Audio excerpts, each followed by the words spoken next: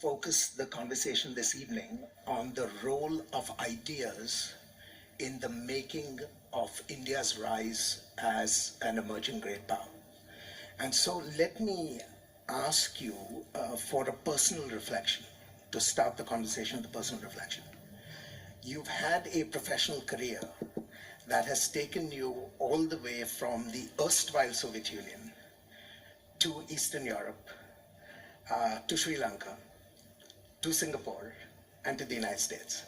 And you've done it with Japan and China thrown in. And you've done this at a time when the world itself has been in dramatic transformation and flux.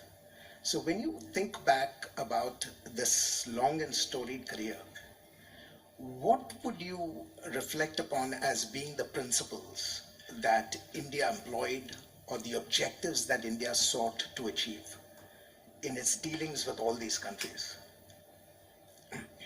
Actually, before I answer your question, first of all, let me congratulate you and Vivek and Raj on the book.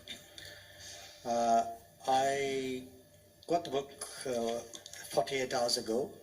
I attempted some speed reading, and I really want to say something as a generic proposition regarding this book.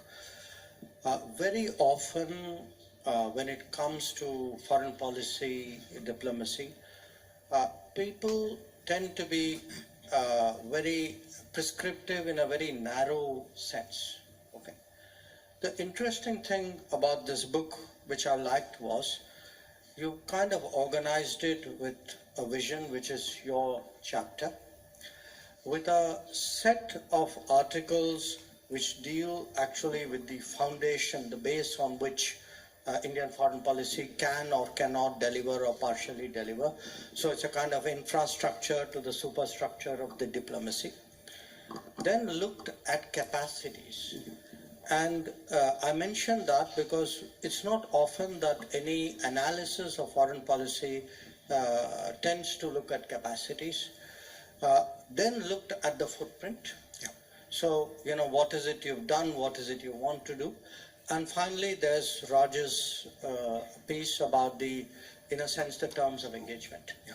So my very, very sort of quick feedback, I mean, as your marketing agent to all of them, it's actually a different book, because I'll tell you one thing very frustrating as a policymaker. To get advice from people who are completely divorced from the realities of capacities, with the realities of your situation, who will advocate, go do this, do that, confront this person, this country, take that posture.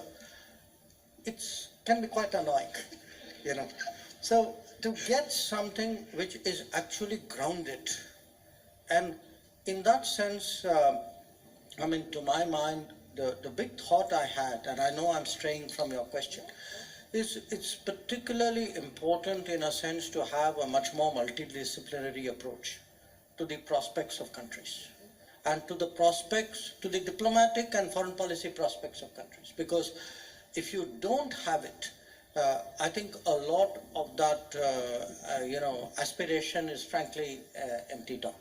Now, having got that out of the way, your question, what over the years, yes. What in a sense